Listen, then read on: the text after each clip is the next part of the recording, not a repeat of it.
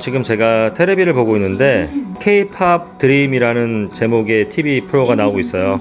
요즘 일본에서는 뭐 트와이스라든지 BTS, K-팝이 굉장히 영향력이 있거든요. 그리고 또 한국 드라마, K-드라마가 상당히 인기가 많기 때문에 요즘에 일본에서는 우리 K-팝이라든지 어떤 K-컬처에 대한 여러 이야기들을 하는 프로그램들이 많이 있습니다. 사실 한국인으로서 굉장히 자랑스럽고요. 우리 문화를 가지고 전 세계 사람들과 이렇게 소통할 수 있다는 게 굉장히 뿌듯합니다. 自分が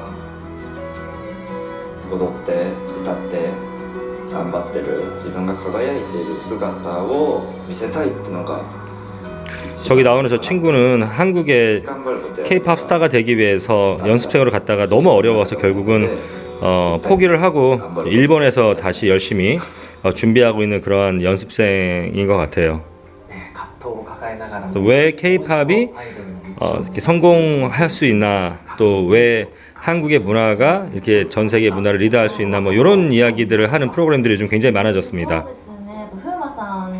関しては表現力の面でも教えてくれるというか、こういう時はこういう表情をした方がいいとか、そういう細かいところまで教えてくれるので。 네, 지금 뭐 한국과 일본이 정치적으로 또 역사적으로 굉장히 민감한 문제들을 가지고 첨예하게 대립하고 있는 이 상황에서 우리 대한민국의 드라마라든지 또 이 K-팝이 일본 내에 영향을 행사하고 또 인기를 끌고 있는 이런 현상은 한국인 저로서 굉장히 기분 좋은 일이고요. 또 필요한 일이라고 생각이 들어요. 일본과 한국이 서로 문화 교류도 하고 대중문화도 서로 이해하고 이렇게 또 고민하고 생각할 수 있는 그러한 시기가 된 것 같습니다. 일본 사람들이 왜 이렇게 한국의 K-팝이라든지 K-드라마, K-영화가 이렇게 전 세계를 이끌고 있을까? 굉장히 좀 관심을 갖고 지금 서로 이야기하고 고민하고 분석하고 그러고 있어요. 네, 안녕하세요. 국자재입니다. 오늘은 제가 오키나와에서 생활하면 과연 생활비가 어느 정도 들까요? 라는 주제로 한번 얘기를 해볼까 하는데요. 제가 보라카이에서 유튜브를 시작을 했어요. 그러다 보니까 보라카이에서 영상을 올렸을 때 정말 많은 분들이 아재님 보라카이에서 한번 살아보고 싶은데 생활비가 과연 얼마나 듭니까? 아재님 보라카이의 교육 환경은 어떻습니까? 의료 환경은 어떻습니까? 또 보라카이에서 어떤 사업을 하면 좋겠습니까?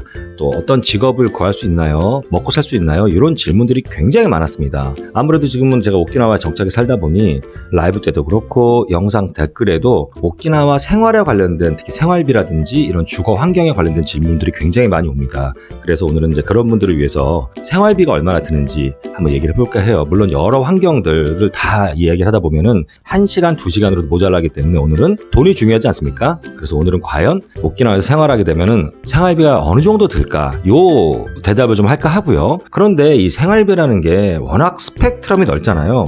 여기 오셔서 정말 좋은 집 사시고 또 고급차 끌고 다니고 맨날 외식하고 또 여러 다이빙이라든지 골프라든지 이런 액티비티들을 즐기면서 산다면은 정말 생활비가 많이 들 것이고요. 그런데 반대로 그냥 집에 들어와서 안 나가고 대부분 집에서 식사를 해결한다거나 외출을 안 한다거나 그러면 뭐 생활비가 많이 줄겠죠. 그리고 또 가족 인원도 되게 중요한 것 같아요. 뭐 혼자 오느냐, 커플이냐, 가족이냐. 그렇죠? 그래서 나름대로 국제화재 감각으로 기준을 정했는데요. 첫 번째는 국제화재가 생각하는 대한민국의 중산층을 기준으로 삼았습니다. 그리고 싱글과 커플, 자녀가 있는 가족 이렇게 나눠봤어요. 왜냐면은 혼자 살든지 커플이 살면은 주거 환경이 크게 달라지지 않아도 됩니다. 그러나 자녀가 있습니다. 또 자녀가 뭐 중고등학생이에요. 좀 커요. 그러면은 주거 환경이 바뀌어야 되지 않습니까? 그래서 이렇게 가족 또 싱글 커플 이렇게 두 부류로 나눠봤습니다. 생활을 하다 보면 가장 많이 들어가는 돈이 바로 주거에 관련된 돈인 것 같아요.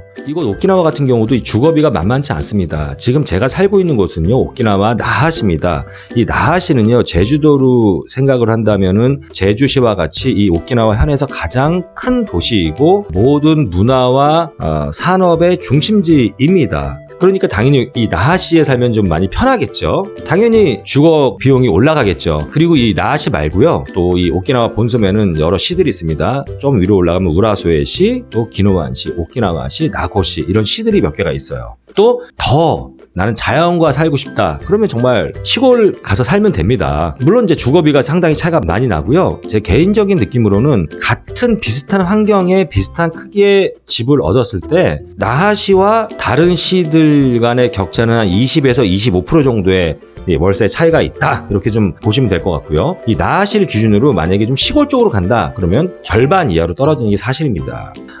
만약에 혼자 살거나 커플이다. 그랬을 경우에는 원룸, 우리가 흔히 생각하는. 근데 일본의 원룸은요, 대한민국의 그 스튜디오 원룸과는 좀 달라요. 한국은 원룸 같은 경우가 주로 스튜디오 타입입니다. 방 하나에 주방도 있고, 거실도 있고, 침대 들어가 있고, 책상 들어가 있고, 이런 탁 트인 공간인데, 일본 사람들 같은 경우는 냄새에 굉장히 민감해요. 그래서 보통 원룸이라더라도 베드룸이 따로 있고요. 그리고 거실과 주방이 붙어 있는 경우가 많습니다. 그래서 거실과 주방이 벽이 아니면 그냥 합판 같은 거라도 이렇게 좀 나눠져 있어요. 나하시 같은 경우는 역세권 같은 경우는 좀 싸도 한 한국 돈으로 60에서 70만 원 정도가 들어가고요. 역세권이 아닌 경우, 역세권이 아니라는 건 역에서 걸어서 15분 이상 걸어가는 거리 같은 경우는 이제 한 50에서 60만 원 정도면 어느 정도 그냥 깨끗한, 물론 초호화 맨션은 아니지만 깨끗한 맨션 원룸 정도를 얻으실 수가 있고요. 반대로 가족이 있어요. 그런 경우에는 이제 베드룸이 2개 이상인데요. 베드룸 3개 이상은 구하기가 굉장히 어렵습니다. 보통 이제 2개. 그리고 3개가 있다 하더라도 방 하나는 솔직히 그냥 뭐 옷방이라든지 아니면 손님들이 왔을 때 그냥 잠만 자는 공간 이 정도로 쓰이지, 우리 한국에서 생각하는 침대도 들어갈 수 있고 책상도 들어갈 수 있고 이런 정상적인 침실, 베드룸을 생각하신다면 보통 2개. 자, 그런 경우에는 나하시 같은 경우는 한국 돈으로 80에서 한 100만 원 정도를 주셔야 웬만큼 깨끗한 데 들어갈 수가 있고요. 조금 역세권이라든지 조금 더 고급스러운 맨션이다 그러면 100에서 한 130만 원, 150만 원까지도 들어갑니다. 아무튼 이 나하시 같은 경우는 100만 원을 기준으로 왔다 갔다 한 80에서 한 120만 원 사이면은 어느 정도 살 수 있는 깨끗한 그런 맨션에 들어가실 수가 있는 것 같습니다. 아까 말씀드렸던 우라소에나 기노안이나 나고시 이런 데들은요, 지금 제가 나하시 가격에서 한 20%에서 많게는 25% 정도가 절감된다라고 보시면 됩니다. 물론 고급 맨션들은요, 뭐 투베드룸 같은 경우에 150에서 200, 뭐 250 이렇게 천정부지로 올라가는 경우도 있지만 100만 원 정도 왔다 갔다. 그리고 싱글이나 커플 같은 경우는 60에서 한 70만 원 정도 이렇게 생각하시면 괜찮을 것 같고요. 그 다음에 관리비라는 게 있죠. 전기세, 수도세, 가스비.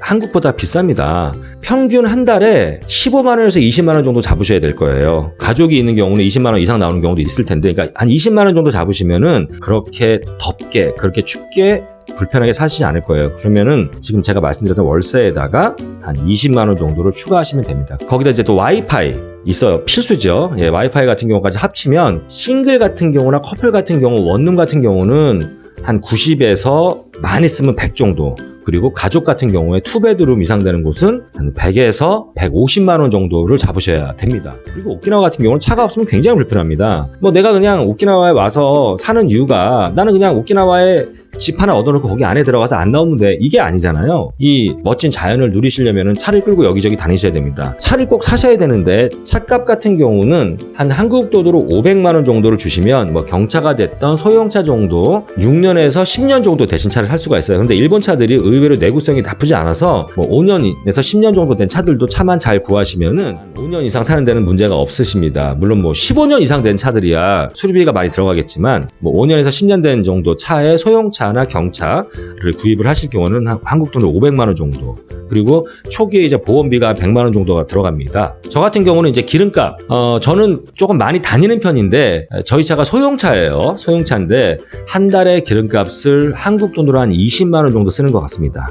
자, 그러니까 아까 제가 말씀드렸던 월세 플러스 관리비 플러스 와이파이에 지금 자동차 구매 비용 플러스 자동차 기름값 이렇게 계산을 하시면 대충 얼마인지 나올 것 같습니다. 식대 같은 경우는 사실 오키나와의 야채값, 과일값이 어마무지하게 비쌉니다. 생선이라든지 고기값은 아마 한국의 마트랑 비슷한 수준인 것 같아요. 그렇기 때문에 뭐 집에서 주로 요리를 해 드신다면은 식료품비가 적게 들어가겠지만 또 가끔 외식도 하셔야 되잖아요. 제 생각에는 가족 1인당 한국 돈으로 10,000원 정도 잡으시면 비슷할 것 같아요.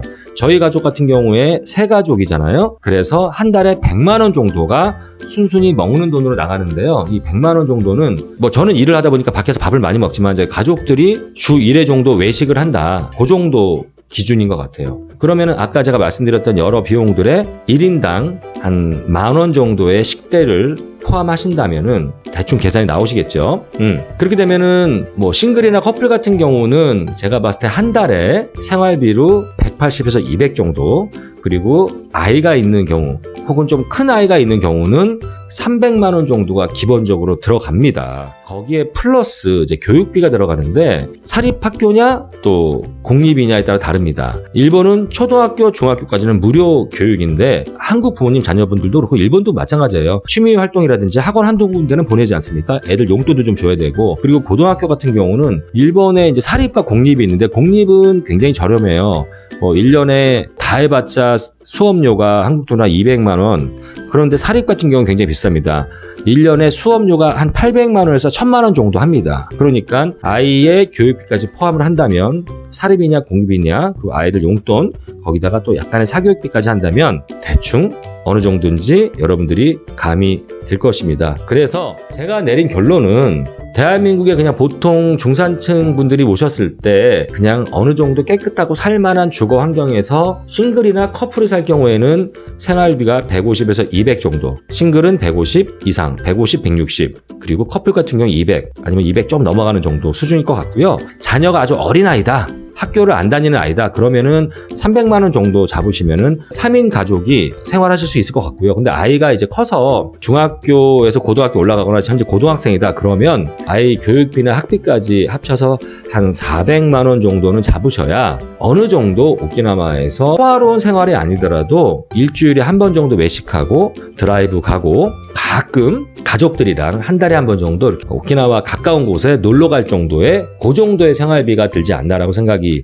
듭니다. 뭐 한국이랑 그렇게 크게 차이는 없는 것 같고요. 다만 이제 오키나와 같은 경우는 한국에 비해서 제가 봤을 때 사교육비는 분명히 적게 들어갑니다. 그래서 그 사교육비를 생활비를 쓴다고 하면은 이 기본적인 물가는 한국보다 일본이기 때문에 또 오키나와이기 때문에 많이 비싸지만 비슷하지 않을까 생각은 듭니다. 제가 나중에도 한번 여기 뭐 교육 관계된 또 의료 관계된 비즈니스 관계된 이런 환경들도 영상을 한번 만들어서 올려보도록 하겠습니다. 자, 오늘은 오키나와에서 생활하면 과연 돈이 얼마나 들까라는 부분에 대해서 한번 얘기를 해봤습니다. 제 얘기가 도움이 됐거나 재밌었으면 좋아요와 구독, 알람 설정 부탁드리겠습니다. 이상 국제아지였습니다. 감사합니다.